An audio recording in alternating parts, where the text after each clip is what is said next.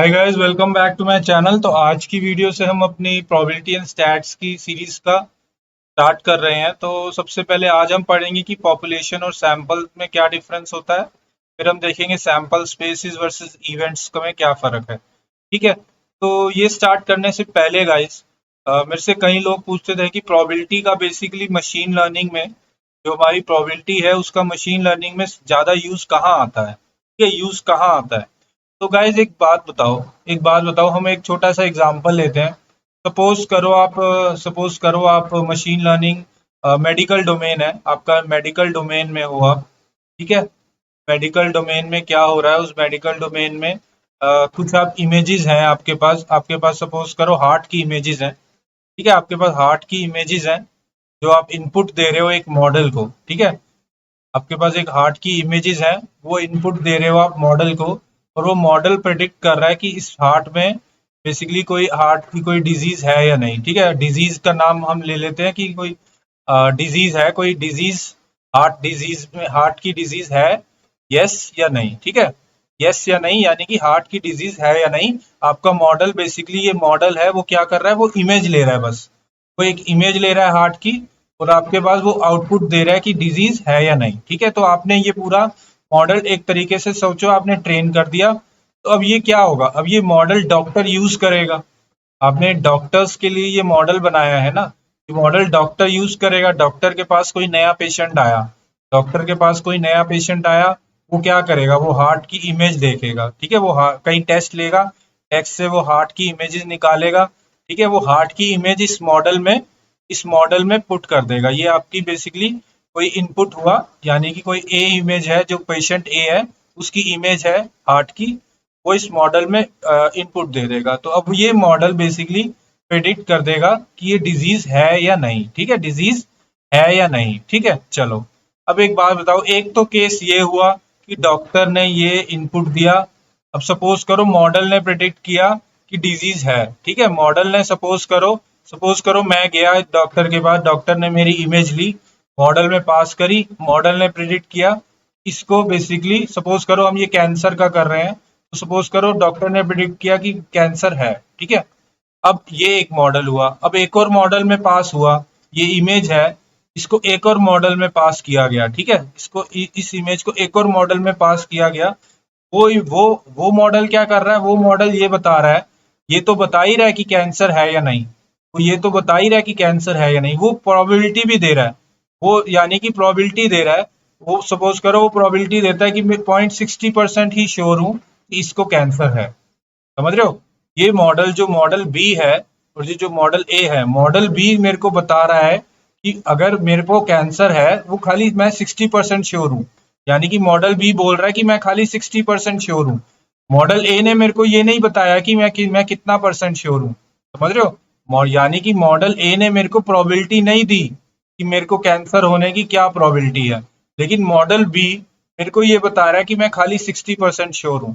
तो ये ज्यादा चीज बढ़िया है या ये ज्यादा चीज बढ़िया है? ऑब्वियसली मॉडल बी बड़ा है, ऑब्वियसली मॉडल बी अच्छा है, क्योंकि वो मेरे को बता रहा है कि मैं कितना श्योर हूँ। वो अपने डॉक्टर को, बेसिकली वो डॉक्टर को बता रहा है कि मॉडल खाली 60% श्योर है, तुम और टेस्ट करो।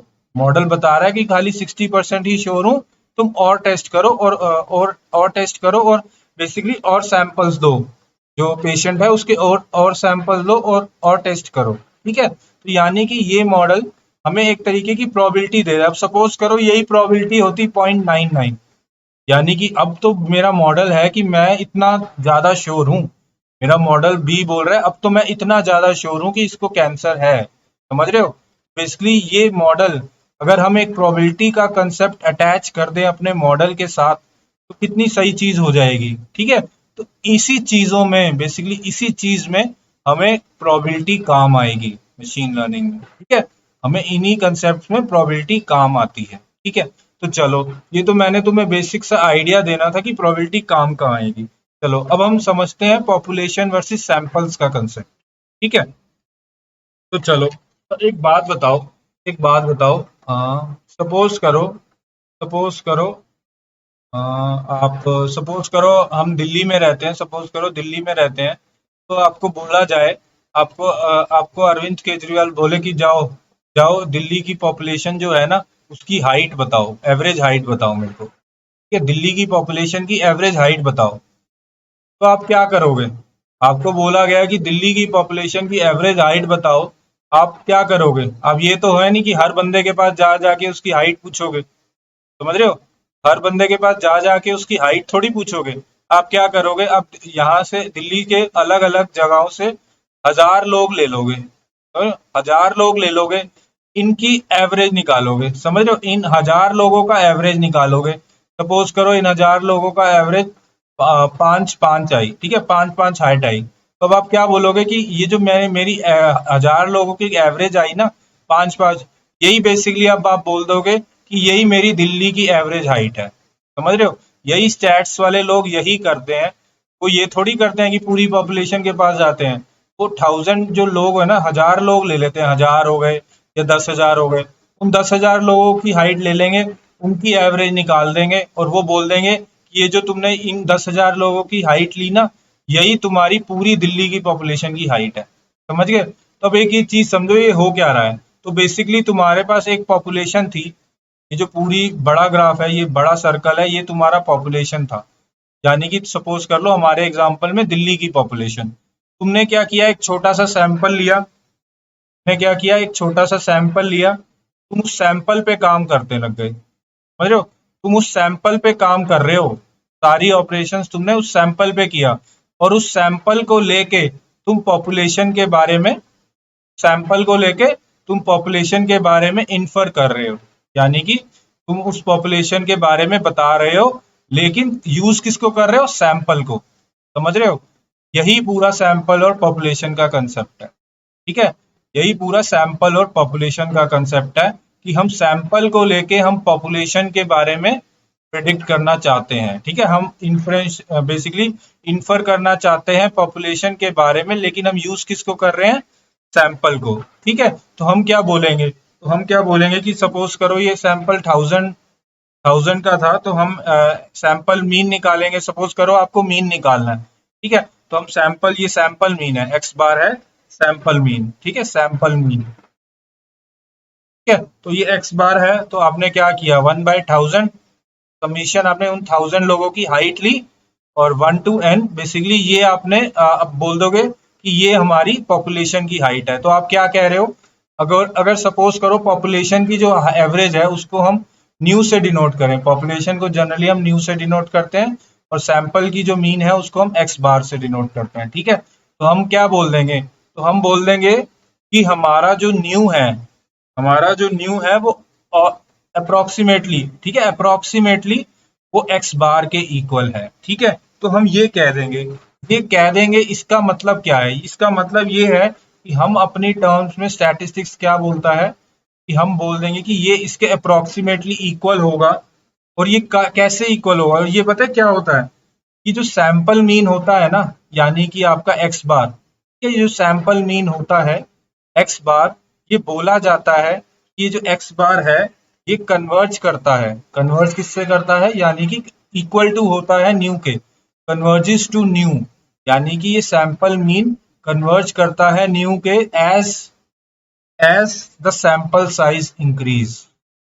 यानी कि जैसे जैसे सैंपल साइज, यानी कि अभी देखो ये सर्कल है, जैसे जैसे ये सर्कल बढ़ता रहेगा, जैसे जैसे ये सर्कल बढ़ता रहेगा, ये क्या कह रहा है कि आपका जो सैंपल का जो मीन है और जो पॉपुलेशन का मीन है वो ऑलमोस्ट कन्वर्ज कर जाते हैं, ऑलमोस्ट सेम हो जाते हैं, ठीक है? तो यही बेसिकली पूरी स्टैट्स में हम करते हैं। पूरे स्टैट्स में हम कर ही क्या रहे हैं? पूरे स्टैट्स में हम करेंगे ही क्या कि हम सैंपल को यूज करके हम पॉपुलेशन के बारे में चीजें बताना चाहेंगे। इसको इन्फ्रेंशियल स्टैटिस्टिक्स भी बोली जाती है, ठीक है? चलो अभी के लिए फिलहाल इतना समझो कि जैसे जैसे आपका सैंपल का साइज बढ़ेगा, ये ऑलमोस्ट इक्वल, ये बिल्कुल इक्वल हो जाएगा। खुद समझ लो ना, ये सर्कल जैसे जैसे बढ़ता जाएगा आपका, तो सैंपल ही पॉपुलेशन बन जाएगी, तो बेसिकली आपका एक्स बार कन्वर्ज होता जाएगा न्यू के। न्यू क्या है? न्यू बेसिकली आपका पॉपुलेशन मीन है, पॉपुलेशन का मीन, ठीक है? चलो ये हम समझ गए पॉपुलेशन और सैंपल के बारे में। अब हम देखते हैं, अब हमने क्या देखना था, हमने एक और टॉपिक लिया था, सैंपल स्पेसिस वर्सेस इवेंट्स, ठीक है? Sample spaces versus events. चलो इसके बारे में स्टार्ट करते हैं। सैंपल स्पेस क्या होती है? जब हम प्रोबेबिलिटी की बात करते हैं तो सैंपल स्पेस क्या होती है? तो सपोज करो आपके पास एक कॉइन है, ठीक है। सैंपल स्पेस के बारे में पढ़ रहे हैं, सैंपल स्पेस के बारे में पढ़ रहे हैं। तो आपके पास एक कॉइन है, सबसे इजी एग्जांपल, एक कॉइन है। आप उसको बेसिकली वो फ्लिप करते हो, ठीक है। आपने कॉइन को फ्लिप किया तो आपकी क्या क्या आ सकता है? आपका हेड आ सकता है या टेल आ सकता है। ये आपकी सैंपल स्पेस है, समझ गए? ये आपकी सैंपल स्पेस है। जो आउटकम पॉसिबल होते हैं वो आपकी सैंपल स्पेस होती है, ठीक है। इसको हम एस से भी बोलते हैं। ये सब आपने कंसेप्ट 10th में पढ़े होंगे। बेसिकली अगर आपने एक कॉइन फ्लिप किया तो ये, आपने दो कॉइन फ्लिप किए तो क्या होगी सैंपल स्पेस? आपका सैंपल स्पेस होगी एच कॉमा एच, समझ रहे हो, एच कॉमा टी, ठीक है। उसके बाद टी कॉमा एच, समझ रहे हो, इस तरीके से टी कॉमा टी आपकी, ये आपकी सैंपल स्पेस होगी, समझ गए? अब ये मैं ज्यादा डिटेल में नहीं जा रहा क्योंकि ये बहुत सिंपल सी चीजें हैं जो आपको थोड़ा आइडिया होना चाहिए, ठीक है। चलो ये हमने समझ लिया सैंपल स्पेस के बारे में, ठीक है। अब हम देखते हैं इवेंट्स के बारे में। इवेंट क्या होता है? इवेंट भी कुछ नहीं है। सपोज करो मैं बोलूं कि मेरा ये सैंपल स्पेस है, मेरे पास एक कॉइन है, तो इवेंट इवेंट मैं बोल दूं हेड आना। मैं कॉइन फ्लिप करूं, एक हेड आए, ठीक है, एक हेड आए, हेड अकर्स, ये एक इवेंट है। हेड अकर्स, ये एक इवेंट है। सैंपल स्पेस क्या थी? Sample space H O T थी। तो हेड अकर की आने की खाली एच आए। ये एच कितने तरीकों से आ सकता है? एक ही तरीके से आ सकता है। अब मैं प्रोबेबिलिटी क्या लिख सकता हूँ? इसीलिए मैं प्रोबेबिलिटी क्या लिख सकता हूँ? प्रोबेबिलिटी इक्वल टू, यहाँ बेसिकली वन है, ये बेसिकली टू आउटकम्स है, तो one by two. Basically probability होती है एन ऑफ ई, ये ई है, यानी कि नंबर ऑफ, बेसिकली ये नंबर कितना है? ये वन है। और ये नंबर कितना है? एन ऑफ एस, ये टू है, ये टू केसेस है, और ये वन है, तो basically one by two, probability आपकी वन बाय टू हो गई।